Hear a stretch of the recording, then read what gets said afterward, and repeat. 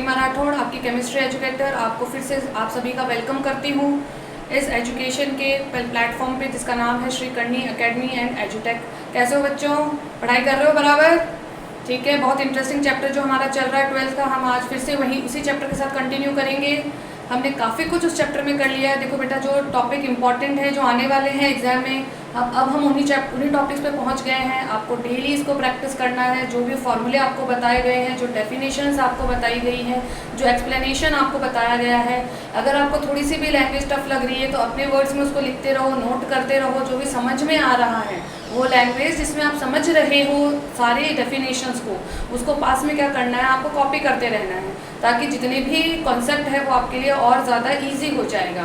ठीक है, कल जो हमने टॉपिक पढ़ा था, हमने स्टार्ट किया था अणुसंख्य गुणधर्म, और अणुसंख्य गुणधर्मों को किस प्रकार हम मोलर द्रव्यमान से रिलेट कर सकते हैं, ये बातें हमने कल पढ़ने स्टार्ट कर दी थी।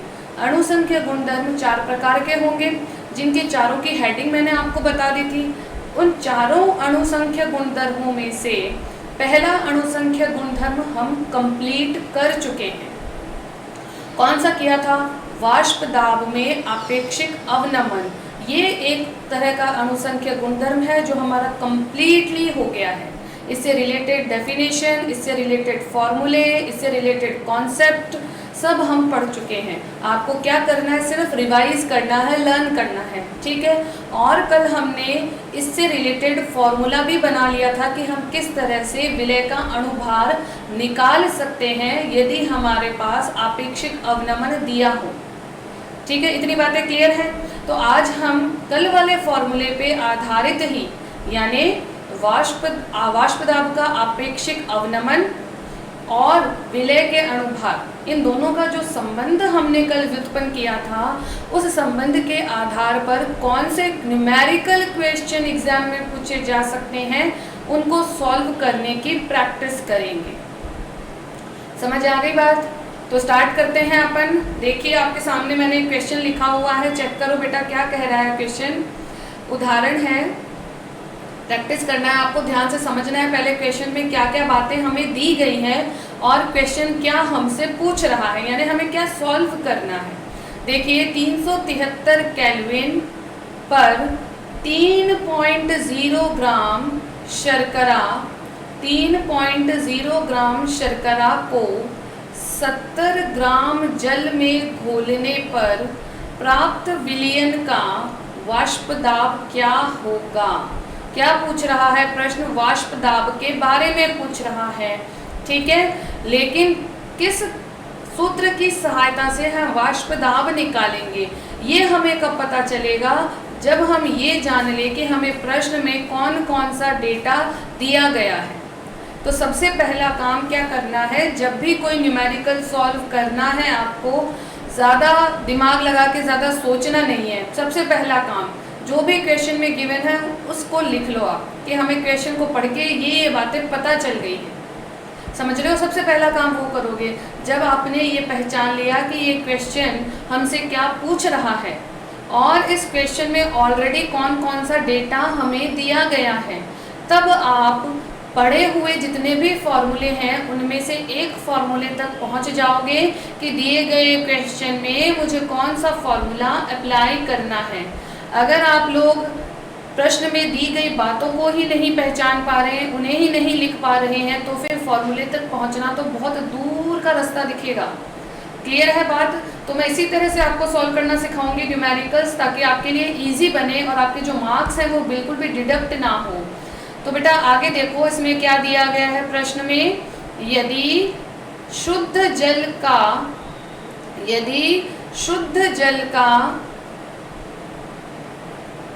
373 केल्विन ताप पर वाष्प दाब 760 mm हो, तो हमसे किसका वाष्प दाब पूछा है? विलयन का पूछा है। देखो ध्यान से देखो, वाष्प दाब तो पूछा है, लेकिन किसका पूछा है? विलयन का पूछा है।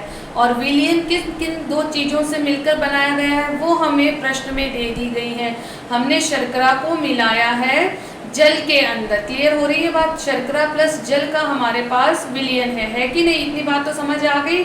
साथ में हमें इनकी मात्रा दी गई है कितनी मात्रा 3 ग्राम लिया है मैंने शर्करा का, तो मैं यही सब लिखते रहूंगी कि नहीं?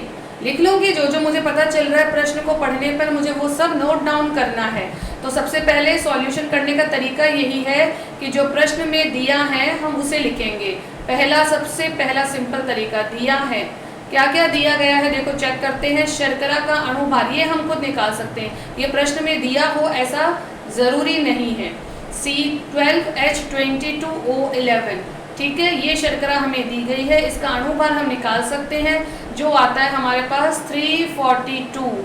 कैसे निकलता है मेरे ख्याल से आपको पता है। कार्बन का 12, कार्बन कितने हैं 12 है, तो 12 × 12, हाइड्रोजन का 1 तो 1 × 22, इनको सबको ऐड करना है आपको। और ऑक्सीजन का 16, तो 16 कितने ऑक्सीजन है 11। इस तरह से आप जब सॉल्व करेंगे तो आपके पास आएगा 342। क्लियर हुई बात। इसके बाद क्या दिया गया है प्रश्न में, विलायक का भार। विलायक कौन बन रहा है, जल बन रहा है। बहुत इजीली अंडरस्टूड है कि विलायक की तरह कौन कार्य कर रहा है, जल कर रहा है। और जल का भार भी तो हमें दिया गया है, जिसे हम क्या कह रहे हैं WA। ए से हम किसको बताते हैं हमेशा, विलायक को, और बी से किसको बताते हैं, विलय को। ये बातें हम पहले भी डिस्कस कर चुके हैं, ध्यान रखना, भूल मत जाना ए क्या है बी क्या है, क्योंकि फॉर्मूले में अगर कंफ्यूज हो गए तो फिर सॉल्व नहीं कर पाओगे पूरी तरह से। ठीक है बेटा। तो विलायक का भार हमें गिवन है क्वेश्चन में। देखो जल कितना लिया हमने 70 ग्राम, तो मैंने ये लिख दिया यहाँ पे WA = 70 ग्राम। विलय का भार ये भी तो दिया गया है मुझे कि मैंने 3 ग्राम शर्करा मिलाई है, तो WB, विलय के भार को किससे लिखते हैं, WB से। तो WB कितना हो गया, 3 ग्राम हो गया। क्लियर है, ये सब क्वेश्चन में गिवन है। सिर्फ आपको समझना है कि 70 ग्राम किसका भार होगा और 3 ग्राम किसका भार होगा। बहुत इजी लैंग्वेज है, ज़्यादा दिमाग मत लगाओ, सिर्फ लिखते जाओ क्या क्या दिया गया है। तो लिख लिया मैंने। अब विलायक का अणुभार ये भी मैं निकाल सकती हूँ, मुझे पता है विलायक के रूप में कौन है मेरे पास, जल है। तो जल का मैं निकाल सकती हूँ कि नहीं, 16 ऑक्सीजन के लिए और हाइड्रोजन के लिए 1, टोटल 2 है, तो ये हो गया 2, 16 + 2 18, ये मैंने निकाल लिया विलायक का अणुभार 18। तो मेरे पास विलय का अणुभार आ गया, विलायक का भी आ गया, भार भी आ गया इन दोनों का। अब मैं मेरा जो सूत्र है वाष्प दाब का वो आसानी से यहाँ पे अप्लाई कर सकती हूँ। ठीक है। साथ ही साथ में एक और बात जो हमें दी गई है, शुद्ध विलायक का वाष्प दाब दिया गया है कि नहीं, ये रहा 760 mm। ये क्या है, शुद्ध जल का वाष्प दाब। तो शुद्ध जल क्या है भाई, शुद्ध जल विलायक है, तो हमारे पास विलायक का वाष्प दाब भी है जो मैंने यहाँ पे लिख लिया। और विलायक के वाष्प दाब को हम क्या कह रहे हैं, विलायक को हम क्या कहते हैं A, तो विलायक के वाष्प दाब को क्या कह रहे हैं P0A। यानी ये 760 किसकी वैल्यू मिल गई मुझे, P0A की वैल्यू मिल गई। क्लियर हो गई बात इतनी। अब हमें क्या करना है, जब मुझे पता है कि मेरे पास P0A दिया है, MA दिया है, WB दिया है, WA दिया है, तब मैं बड़ी आसानी से, और ये क्या हो जाएगा इसको, मैं बड़ी आसानी से वाष्प दाब निकाल सकती हूँ कि नहीं। फॉर्मूला लगा दिया मैंने, P0A, कल पढ़ा था ना हमने ये फॉर्मूला, P0A - PA/P0A। आपेक्षिक अवनमन है ये इसमें, और मोलर द्रव्यमान और द्रव्यमान में संबंध था, WB/WA × MA/MB।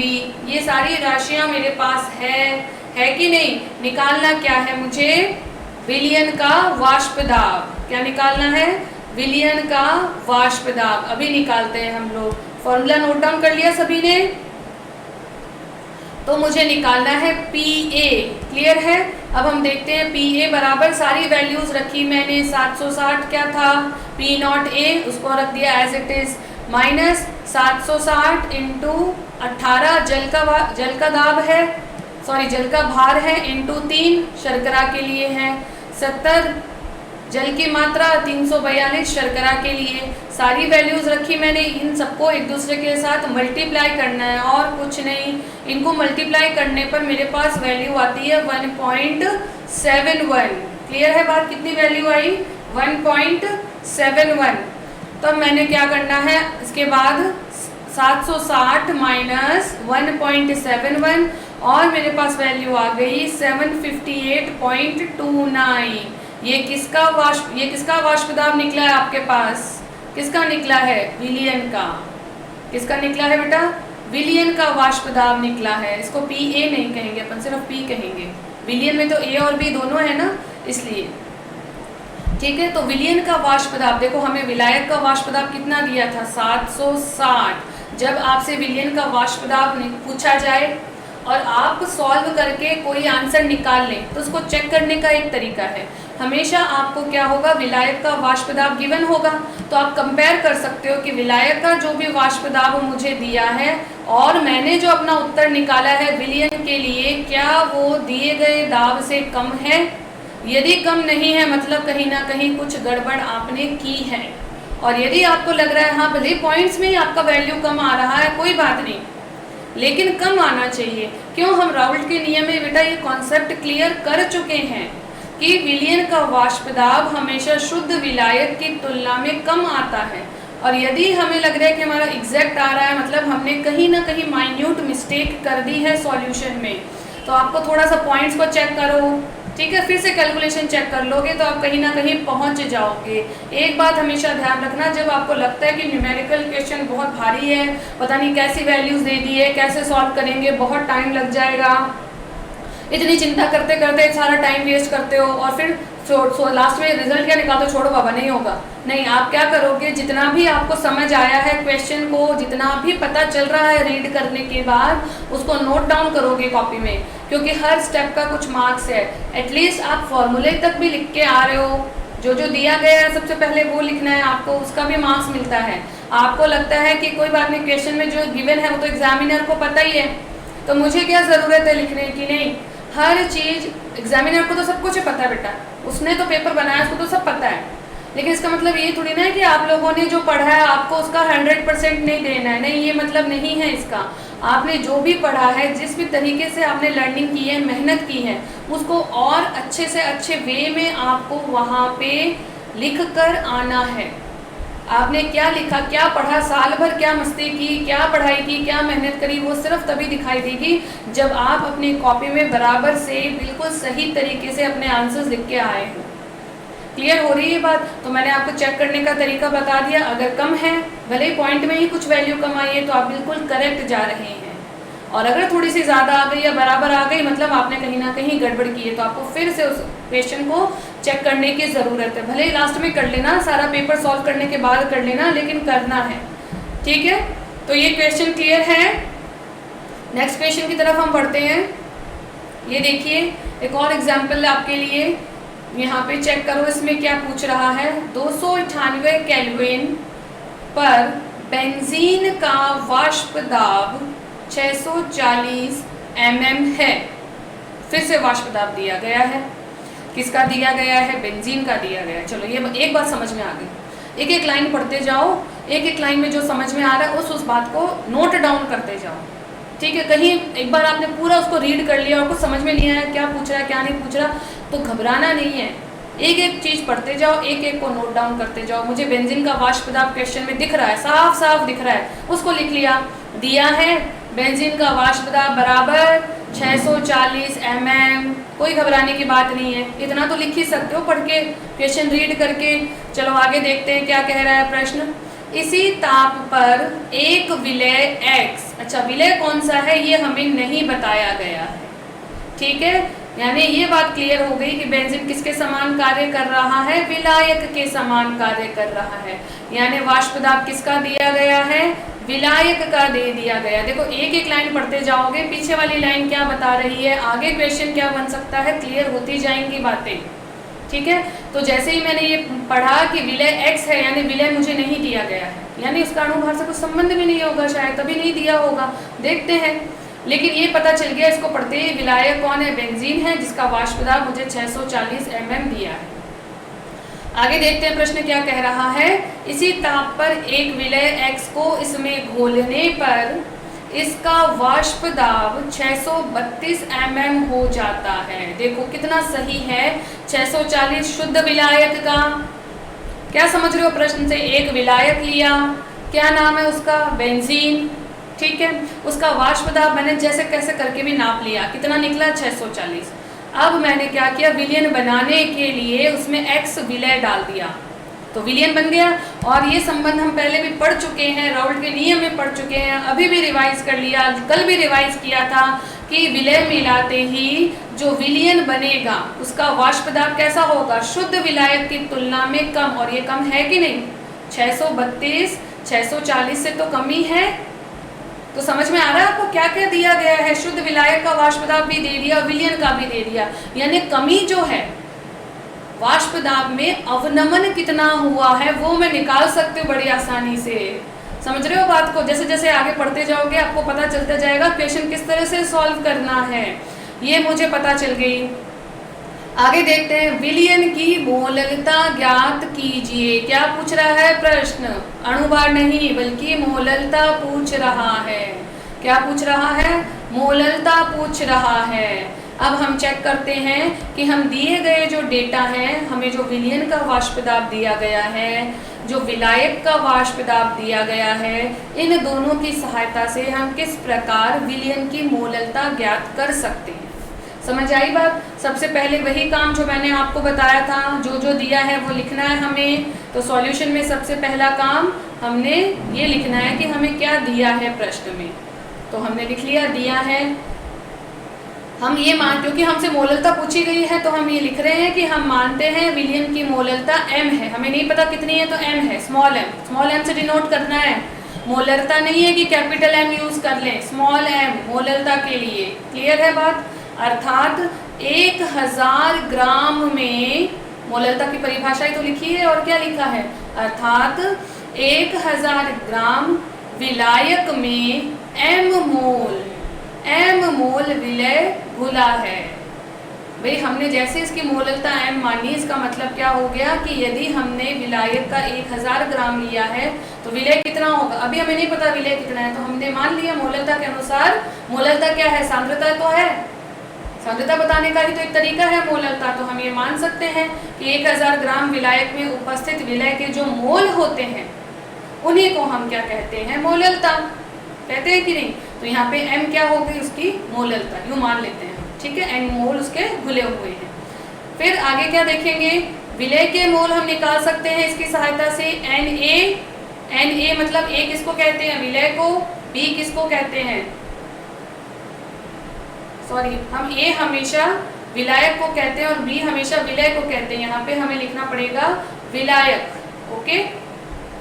तो सबसे पहले हम बात कर लेते हैं विलायक के मोल की, क्योंकि विलय तो हमें पता ही नहीं है कि क्या है, लेकिन विलायक तो हमें पता है कि बेंजीन है, तो हम आसानी से निकाल सकते हैं। देखिए यहाँ पे 1000/78, 1000 क्या है, 1000 उसका भार है, किसका, विलायक का। 78 कहाँ से निकाला, C6H6, तो 12 × 6 + 6 हमारे पास क्या आ जाएगा, 72 + 6, टोटल मिला के कितना आ गया, 78 आया कि नहीं, आ गया 78। तो 1000/78 क्या वैल्यू आई, 12.82। ये हमारे पास वैल्यू आ गई किसकी, विलायक के मोल की, यानी बेंजीन के मोल हमने निकाल लिए।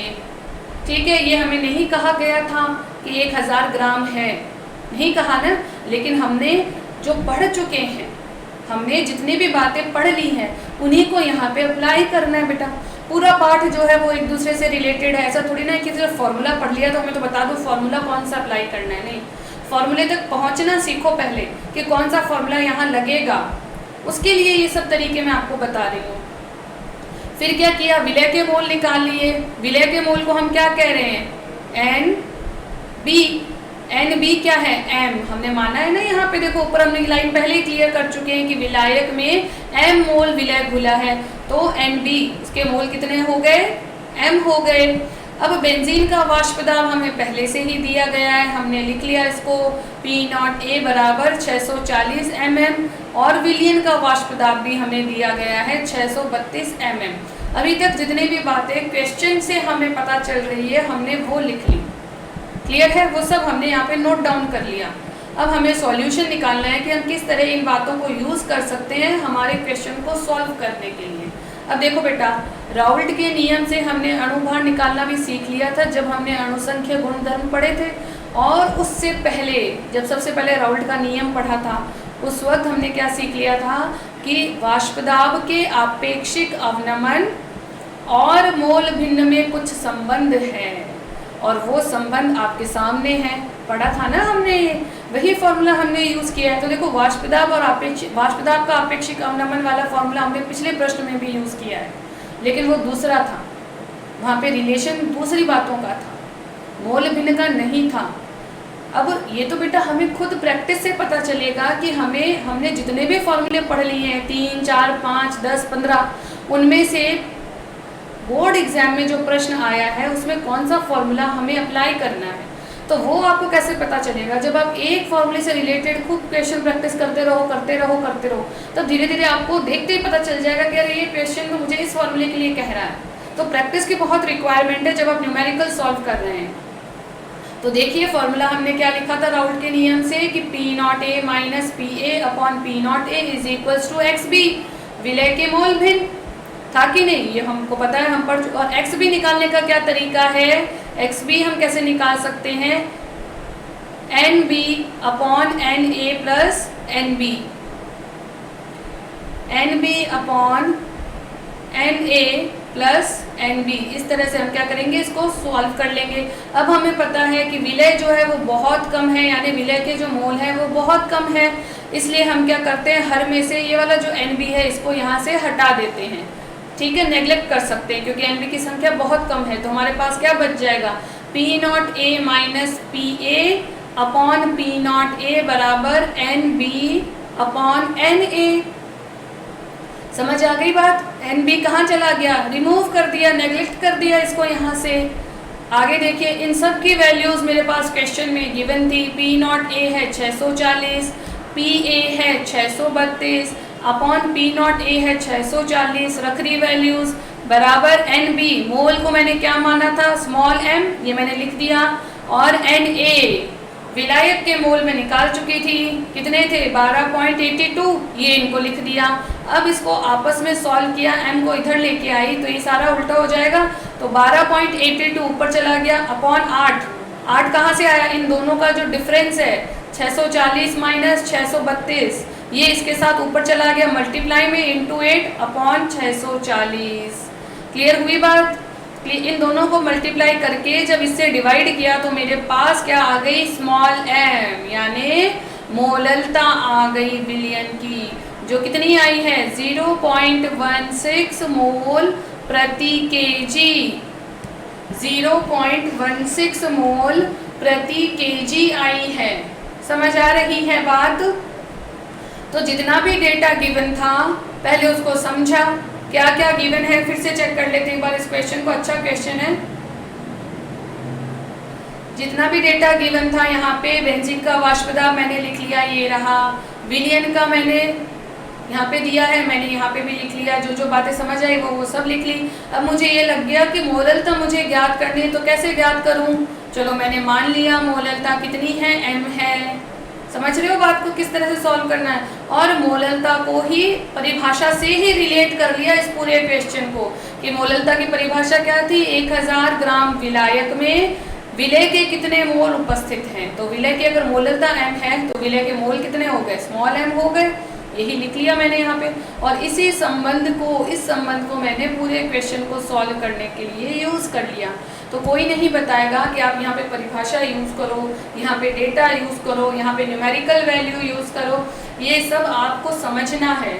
जितना भी डेटा दिया है उसमें से क्या क्या आपके काम का है वो आपको छांटना आना चाहिए, वो आपको लिखना आना चाहिए। कैसे आएगा, जब आप प्रैक्टिस करोगे क्वेश्चंस की, बिना प्रैक्टिस के थोड़ी ना पता चल जाएगा एक बार देखते ही कि हाँ ये P0A है, ये PA है, ये XA है, ये XB है, अब इन सबको रिलेट कर दो। कई बार इनडायरेक्ट क्वेश्चन भी आता, दिया कुछ और होता है और कुछ और ही लिया जाता है, तब उस वक्त हमें थोड़ा ध्यान से पता लगाना पड़ता है कि दी गए डेटा में क्या रिलेशन निकल सकता है, जिससे मैं जो वैल्यू पूछी गई है उस वैल्यू तक पहुंच सकूं। क्लियर हुई बात बेटा? क्लियर है? ओके, आगे चलते हैं। एक और उदाहरण आपके लिए, 298 केल्विन पर बेंजीन का वाष्प दाब 640 mm, फिर से बेंजीन ही दिया गया और इसका वाष्प दाब कितना दिया गया है, 640। देखो बेंजीन के क्वेश्चन ना बहुत आते हैं एग्जाम में, हर साल। तो बेंजीन क्या बहुत अच्छा एक विलायक माना गया है इस पार्ट के लिए, और अक्सर उससे रिलेटेड क्वेश्चन दिए जाते हैं। तो उसका फॉर्मूला C6H6, उसका अणुभार 78 दिमाग में रख लेना। दूसरा आता है जल, जल से रिलेटेड, जल का आपको पता ही है 18 ग्राम, हमेशा दिमाग में रख लेना, कोई डाउट नहीं है इन दोनों पे। या फिर आता है शर्करा का। तीन जो है, इन तीनों के फॉर्मूले, इन तीनों का अणुभार अपने दिमाग में रखना, इनको कभी नहीं भूलना है। चलिए आगे चलते हैं। क्या कह रहा है क्वेश्चन, एक अवाष्पशील पदार्थ के 2 ग्राम, यानी फिर समझ में आ गया, ये लाइन मुझे पढ़ते ही समझ में आ गया कि किसकी बात हो रही है। 2 ग्राम किसके लिए कहा गया है, विलय के लिए कहा गया है। यानी बेंजीन क्या बन गया है, क्या बन गया बेटा, बेंजीन विलायक बन गया। समझ रहे हो बात को। चलिए आगे चेक करते हैं। 2 ग्राम पदार्थ को किसमें घोला गया है, बेंजीन में, और कितने ग्राम बेंजीन के हैं, 40 ग्राम बेंजीन में विलय करने पर विलयन का वाष्प दाब 600 mm हो जाता है। कितना हो जाता है, 600 mm हो जाता है, होगा ना। देखो पहले 640, बाद में 600, कमी हो गई। पहले किसका है, शुद्ध बेंजीन का, उसके बाद उसमें कुछ डाल दिया, विलयन मिला दिया, ठीक है। विलयन बनने पर वाष्प दाब में क्या होगी, कमी, ये साफ दिखाई दे रहा है, कमी हो गई। अब क्या पूछ रहा है, अवाष्पशील पदार्थ का अणुभार ज्ञात कीजिए। अरे कितना डायरेक्ट क्वेश्चन आ गया, मजा आ गया इसको देखते ही। अणुभार पूछ लिया आपसे अवाष्पशील पदार्थ का, यानी क्या पूछ लिया है, अवाष्पशील कौन है यहाँ पे, देखो चेक करो। अवाष्पशील पदार्थ के रूप में क्या लिखा गया है, क्या बताया गया है, आपको नहीं पता चला, विलय। भाई विलय की तो बात की गई है, क्लियर हो रही है बात। चलिए तो हमें क्या निकालना है, विलय का अणुभार निकालना है बस। और ये हमें पता है, बहुत आसानी से हम निकाल सकते हैं। सबसे पहले हम लिख लेते हैं हमें क्या क्या दिया गया है प्रश्न में, हमें कौन कौन सी बातें हैं जो साफ दिखाई दे रही हैं। बेंजीन क्या है, विलायक यानी WA। अवाष्पशील विलय हमें नहीं पता, लेकिन उसका भार हमें पता है यानी WB। WA कितना है, 40 ग्राम, ये लिख लिया मैंने। WB कितना है, 2.0 ग्राम, ये भी लिख लिया मैंने। बेंजीन के लिए MA C6H6 कितना होगा, 78, ये ध्यान ही रखना है, ठीक है, गड़बड़े नहीं करना है। और क्या पूछा है, MB दिया गया है क्या, नहीं, MB तो पूछा है ना बेटा, वाष्पशील पदार्थ का अणुभार, तो MB मुझे पूछा है। तो ये जितनी भी राशियां हैं WA, WB, MA, और साथ ही साथ में वाष्प दाब, शुद्ध विलायक और विलयन का, इनको मैं रिलेट कर सकती हूँ। कल ही जो मैंने फॉर्मूला पढ़ा था अपेक्षिक अवनमन वाला, उसमें ये सभी राशियां होती है, और उस फॉर्मूले की सहायता से मैं बड़ी आसानी से MB कैलकुलेट कर सकती हूँ। कर सकती हूँ कि नहीं, आओ देखते हैं कैसे करना है। तो MB का सूत्र क्या बन जाएगा, WB into MA upon WA। सारी वैल्यूज आपके सामने यहाँ लिखी गई हैं। जब वैल्यू पता है, फॉर्मूला पता है, तो फिर काहे का टाइम लगाना, फिर तो टाइम ही नहीं लगाना है ना। फिर तो हम फटाफट 1 सेकंड में मार्क्स चटक लेंगे। इनटू अपेक्षिक अवनमन P0A upon P0A minus PA, ये फॉर्मूला हमारे सामने है। सारी वैल्यूज रखनी है। 2 इंटू 78, ये लिखा गया है यहाँ पे, 78 MA का मान है, यहाँ रख दिया। WA का मान 40 है, हमने यहाँ रख दिया, इंटू किया 640, P0A दिया गया है, 640 माइनस 600, ये भी मेरे पास है, सारी राशियाँ मेरे पास है। कितना सिंपल क्वेश्चन है। देखो इतने सिंपल क्वेश्चन के अगर आपको कोई 3 नंबर दे रहा है तो समझ लो फ्री के नंबर आ रहे हैं आपके, बिल्कुल फ्री के आ रहे हैं। इतना डायरेक्ट क्वेश्चन आ गया एग्जाम में। तो 2 इंटू 78 अपॉन 40, इसको इसमें से माइनस कर लेते हैं, सॉल्व करेंगे इसको, तो हमारे पास वैल्यू आ गई 640 में से 640, और ऊपर 640 एज इट इज लिख लिया। सबको मल्टीप्लाई करके काटेंगे तो हमारे पास वैल्यू क्या आ जाएगी, 62.4। सॉल्व करके देखो 62.4, ये क्या आ गया हमारे पास, हमने बेंजीन में जो विलय मिलाया है उस विलय का अणुभार आ गया कितना, 62.4। यही हमसे पूछा था, MB, और MB हमने निकाल लिया। जितना भी डेटा गिवन था उसकी सहायता से। क्लियर है बेटा, क्लियर हो रही है बात। इतना सिंपल क्वेश्चन है। तो फिर हम क्या कह सकते हैं लास्ट में, अतः अवाष्पशील पदार्थ का अणुभार कितना है, 62.4 है। ठीक है, क्लियर हो गई बात? कितना अच्छा क्वेश्चन है, ऐसे क्वेश्चन प्रैक्टिस करते रहो, डेली डेली प्रैक्टिस करनी है आपको। चलिए देखते हैं नेक्स्ट। 298 केल्विन पर 90 ग्राम जल में 30 ग्राम अवाष्पशील पदार्थ घुला है, यानी जल को क्या मानना है? विलायक, अवाष्पशील। विलय की बात यहाँ की गई है फिर से। इस विलयन का वाष्प दाब हमें मिलता है 28.85 mm। ठीक है, ये लिख लिया। इस विलयन में 18 ग्राम जल मिलाने पर 298 केल्विन ताप पर ही विलयन का वाष्प दाब हो गया 22.15 mm। निम्नलिखित की गणना कीजिए। किसकी गणना करनी है आपको? एक तो विलय का अणुभार निकालना है, यानी MB अभी हमने निकाला था। कितना सिंपल है, फिर से सेकंड क्वेश्चन में क्या? 298 केल्विन पर जल का वाष्प दाब कितना होगा वो हमें फाइंड करना है। क्लियर हो गई बात? क्लियर है? चलिए देखते हैं हम इसको किस तरह से सॉल्व कर सकते हैं क्वेश्चन को। माना विलायक जल का वाष्प दाब 298 केल्विन पर, हम इसको क्या मान रहे हैं? विलायक, तो विलायक को हम A से लिखते हैं, तो उसके वाष्प दाब को हम क्या लिख रहे हैं? P0A है और उसका अणुभार है Ma। विलायक के लिए हम Ma लिखते हैं। क्लियर है बात? राउल्ट के नियम से हमें पता है अणुभार में और वाष्प दाब में क्या संबंध होता है, वही हमने यहाँ लिख लिया। P0A minus PA upon P0A is equals to WB upon WA into MA upon WB। Clear है बात? आइए तो प्रथम विलयन की बात कर रहे हैं। प्रथम विलयन में हमने क्या लिया था? जल, और जल में हमने कोई अवाष्पशील पदार्थ मिला लिया था, तो उसके लिए हमें क्या निकालना है? P0A। PA हमें दिया गया है 22.15 और 22.15 अपॉन में भी लिख लिया। क्लियर है? साफ दिख रहा है? Is equals to WB upon WA into MA upon MB। As it is हमने नोट डाउन कर ली वैल्यूज।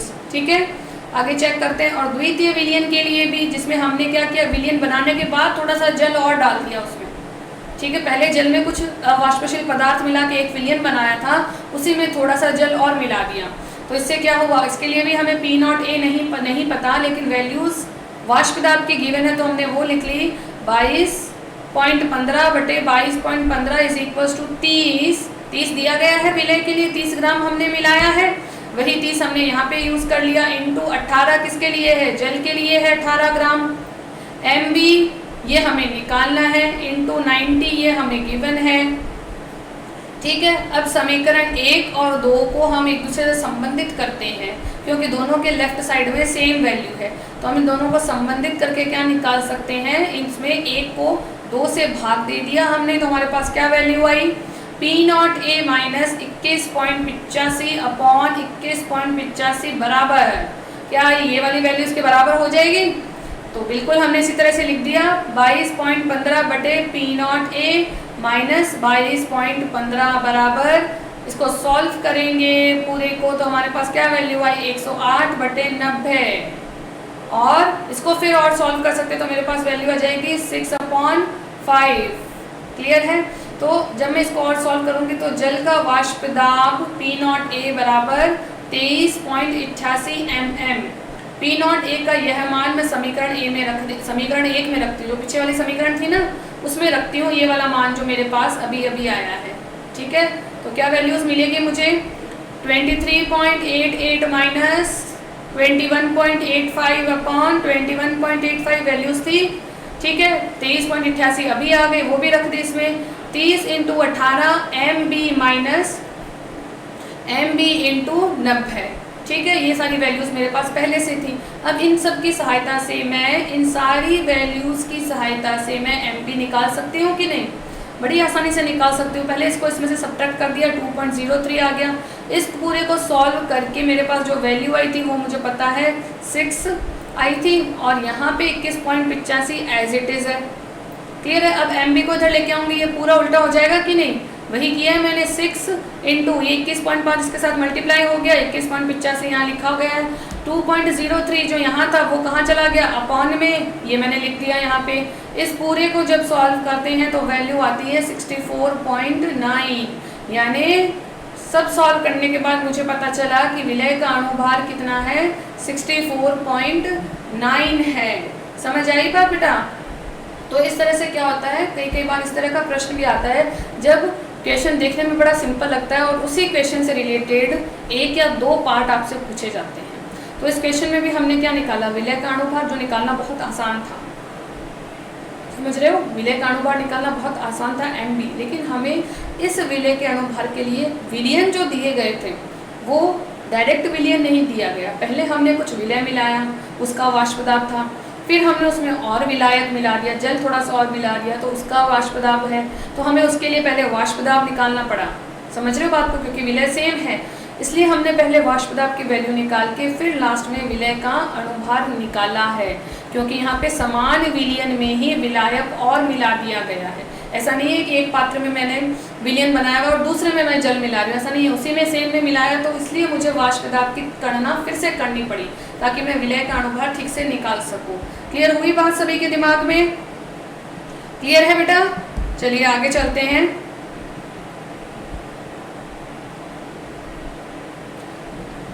अगला अणुसंख्य गुणधर्म जिसकी हेडिंग है क्वथनांक का उन्नयन।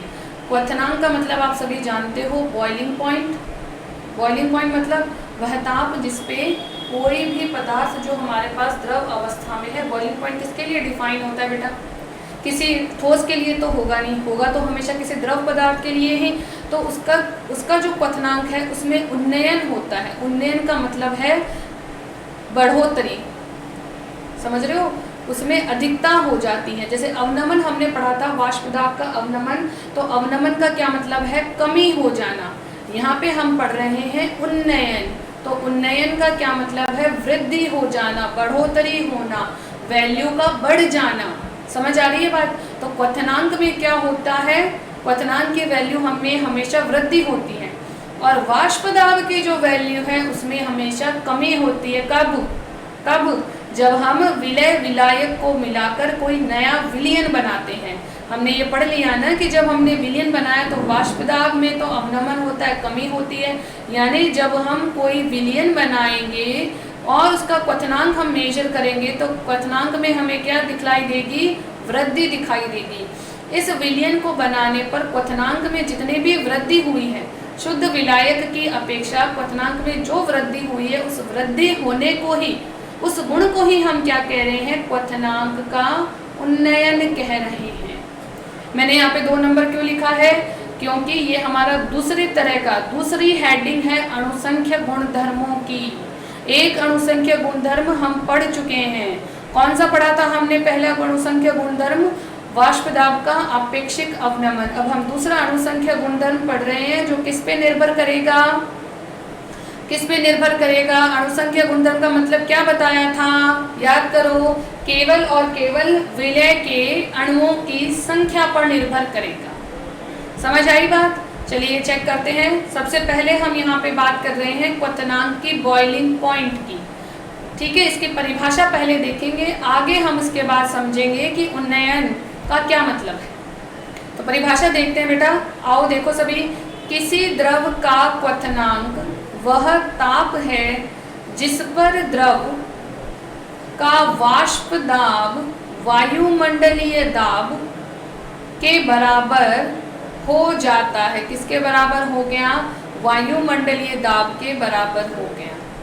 समझ रहे हो बात को? हम ये बात वाष्प दाब से क्यों संबंधित कर रहे हैं क्वथनांक को? थोड़ा सा ध्यान दो, क्योंकि ये जो पूरा चैप्टर है, जब से हमने राउल्ट का नियम पढ़ा तब से हम वाष्प दाब सुन रहे हैं। तो यहाँ पर भी हम क्या पढ़ रहे हैं? क्वथनांक की परिभाषा इस प्रकार दे रहे हैं कि वाष्प दाब और क्वथनांक में हम कोई संबंध स्थापित कर सके, इसलिए हमने ये परिभाषा दी है। क्या कह रहे हैं हम? कि किसी भी विलयन को, किसी भी द्रव को यदि हम गर्म कर रहे हैं, लगातार ताप दे रहे हैं, तो कोई ना कोई ताप ऐसा आएगा जिसकी परिभाषा हमने इस आधार पर दी है कि यदि हम उस विलयन को जिसको हम गर्म कर रहे हैं, यदि उसका वाष्प दाब नापेंगे तो वो किसके बराबर निकलेगा? बाहरी वाष्प दाब के। और बाहरी वाष्प दाब कितना है? 1 वायुमंडलीय मानते हैं हम। ठीक है, हम 1 वायुमंडलीय मान के चलते हैं। तो उसके बराबर जब हो गया विलयन का वाष्प दाब, यानी हम कहाँ पहुँच गए? यानी वो ताप हमें कहाँ लेके चला गया? क्वथनांक की तरफ लेके चला गया। अब अगर हम उसमें थर्मामीटर डाल के देखते हैं कि कितना बॉइलिंग पॉइंट है, तो वो हमें क्या बता रहा है, क्वथनांक को इंडिकेट कर रहा है। समझ में आई बात? क्लियर है परिभाषा वाष्प दाब में और क्वथनांक में संबंध किस प्रकार हमने निकाला है। अब हम पढ़ेंगे क्वथनांक में उन्नयन के संबंध में। एक थोड़ा सा एग्जाम्पल और क्लियर करेगा आपको क्वथनांक के बारे में। जल का क्वथनांक 373 केल्विन है, ठीक है, हम सभी को पता है। अगर हम 100 डिग्री सेल्सियस कह रहे हैं तो वो किसके बराबर होगा, 373 केल्विन के बराबर होगा, ठीक है। क्या कहता है, इसका अर्थ है 373 केल्विन पर जल का वाष्प दाब कितना है, 1 वायुमंडल के बराबर है। यही तो परिभाषा हमने रिलेट की है ना। क्वथनांक का मतलब क्या होता है, वो ताप जिस पे द्रव तो उबल रहा है, लेकिन उस ताप की क्या खास बात है कि उस ताप पर जिस विलयन को हम उबाल रहे हैं, जिसको हम बॉईल कर रहे हैं, उसका वाष्प दाब किसके बराबर मिलेगा हमें, बाहरी वाष्प दाब के, यानी वायुमंडलीय दाब के, जो कितना होता है, जिसकी वैल्यू कितनी होती है, 1 ATM। ATM मतलब एटमॉस्फेरिक, 1 वायुमंडलीय दाब के बराबर होती है। समझ में आ गई बात सभी को? तो हमने इस परिभाषा से सीख लिया कि हम क्वथनांक और वाष्प दाब में क्या संबंध है। क्यों? क्योंकि ये जितने भी अणुसंख्या गुणधर्म हैं, इन सभी को हम राउल्ट के नियम की सहायता से ही समझेंगे बेटा। इसलिए हमने यहाँ पे वाष्प दाब शब्द की फिर से चर्चा की है। आप लोग ये सोचोगे कि अरे तो ताप है, फिर क्यों यहाँ पे हम ये वाष्प दाब और वायुमंडलीय दाब पढ़ रहे हैं? इसीलिए पढ़ रहे हैं क्योंकि अणुसंख्या गुणधर्म के बाद का जितना भी चैप्टर है वो राउल्ट के नियम के चारों ओर घूमता रहता है, ठीक है। और क्वथनांक में जो उन्नयन हो रहा है उसको किस तरह से सॉल्व करना है, ये टॉपिक हम अगली क्लास में क्लियर करेंगे। आज सिर्फ आप इस परिभाषा पे ध्यान देंगे और जितने क्वेश्चंस मैंने आपको सॉल्व करवाए हैं उन सभी की आप प्रैक्टिस करेंगे अच्छे से, ठीक है। क्योंकि क्वेश्चंस, न्यूमेरिकल क्वेश्चंस आपके मार्क्स बनाने के लिए बहुत ज़्यादा इम्पॉर्टेंट हैं, ठीक है बेटा। Thanks for watching this video. Next class में मिलेंगे।